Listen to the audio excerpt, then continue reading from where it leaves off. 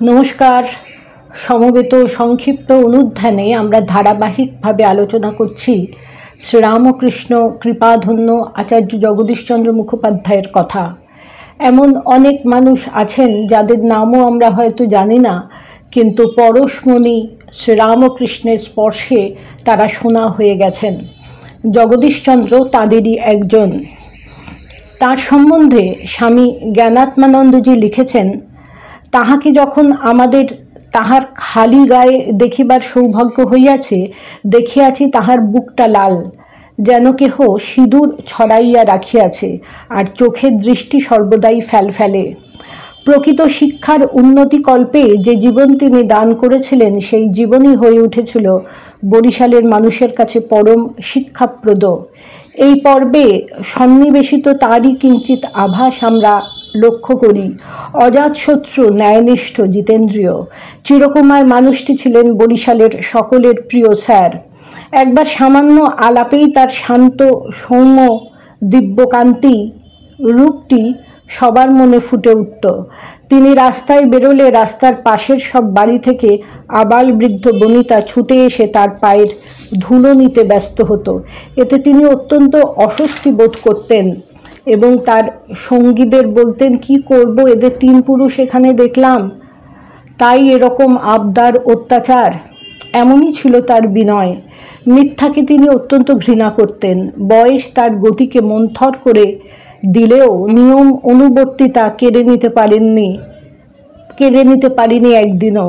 শেষ বয়সেও তিনি যে সকালে বিকেলে একটু বেড়াতে বের হতেন, তা ঘড়ির কাঁটার মতো এতদূর ঠিক সময় হতো যে অনেকে আশ্চর্য হয়ে বলতেন, তোমার ঘড়ির সময় মেলাবার প্রয়োজন হলে স্যারের প্রতিদিন ওই স্থানে উপস্থিত হবার সময়টা লক্ষ্য করো, তাহলেই ঘড়িটা মেলাতে পারবে। সময় কাটিয়ে দেওয়া নয়, প্রতিটি মুহূর্তকে কাজে লাগানোর অটুট অভ্যাস বহাল ছিল জগদীশচন্দ্রের জীবনের অন্তিম লগ্নেও। এ বিষয়ে এক অমূল্য স্মৃতি আমাদের উপহার দিয়েছেন স্বামী জ্ঞানাত্মানন্দ। তিনি বলেছেন, আমরা যখন বরিশাল আশ্রমের কর্মী ও পরিচালক, তখন তিনি উক্ত আশ্রমের প্রেসিডেন্ট। কার্য অনুরোধে আমাদের আশ্রমের মাসিক সভা প্রতি মাসে ডাকিত হইত। তখন তিনি আমাদের আশ্রম হইতে 1 মাইলের উপর দূরে থাকিলেও কখনো তাহাকে উহাতে নির্দিষ্ট সময়ের পরে বা পূর্বে আসিতে দেখি নাই। প্রায় সে সময় অপর কোনো সভ্য উপস্থিত হইতেন না। তাহা দেখিয়া তিনি বলিতেন, তবে আমি একটু ঘুরে আসি। ইহা বলিয়া আবার ঠিক সময় সেখানে ফিরিয়া আসিতেন। পরনিন্দা তার মুখ থেকে শোনা যায়নি কোনো দিন। অদোষদর্শী এই মানুষটি এমনকি ভুল দেখিয়ে দেওয়ার জন্যে অনুরুদ্ধ হয়েও কখনো অপরের সামনে তা বলতেন না। পরে একান্তে সস্নেহে মিষ্টি কথায় তা বুঝিয়ে বলতেন। তার সমাহিত পবিত্র গম্ভীর মূর্তি দেখে শ্রদ্ধা ভক্তি সহকারে সেখানকার লোকেরা তাকে বাখারগঞ্জের শিব বলে ডাকত। আবার এই সমুদ্র ইব গম্ভীর মহাপুরুষই যখন কোনো এক ধর্মসভায় আরেক মহাপুরুষ স্বামী প্রেমানন্দজি ধর্ম প্রসঙ্গ শুনে আহ্লাদে উৎফুল্ল হয়ে হাততালি দিয়ে উঠেছেন, তখন তা নিশ্চয়ই স্পর্শ করে গিয়েছিল উপস্থিত হাজার হাজার মানুষের হৃদয়। পরিশেষে স্বামী জ্ঞানাত্মানন্দজি এবং তার মহৎ স্মৃতি গ্রন্থে লিখেছেন, তিনি যথার্থই শ্রী শ্রী ঠাকুরের বর্ণিত সূর্যোদয়ের পূর্বে তোলা মাখন।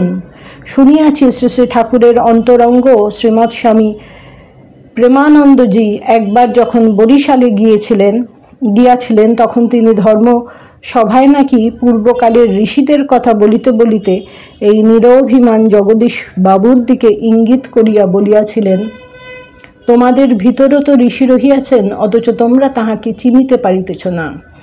চিনতে অনেকেই পারেননি। তাই দেখা গেছে অতি বৃদ্ধ বয়সেও মনের মতো মানুষ পেলে অশ্বিনীকুমার তার স্কুলের এই হেডমাস্টারটির সঙ্গে আলাপ করিয়ে দেওয়ার জন্যে উদ্গ্রীব হতেন।